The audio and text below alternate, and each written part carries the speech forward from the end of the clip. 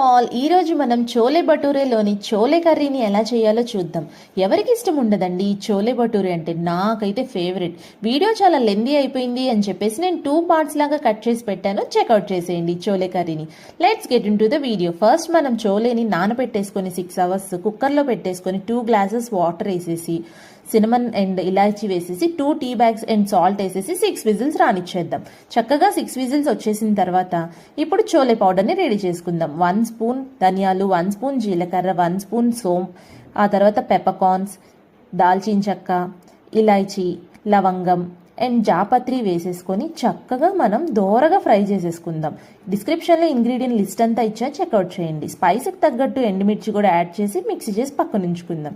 ఇప్పుడు ఆయిల్లో బిర్యానీ ఆకు, షాజీరా అండ్ ఇలాచీ వేసేసి కొంచెం ఫ్రై అయిన తర్వాత ఈ ఆనియన్ పేస్ట్ని కూడా వేసి ఫ్రై చేసుకుందాం.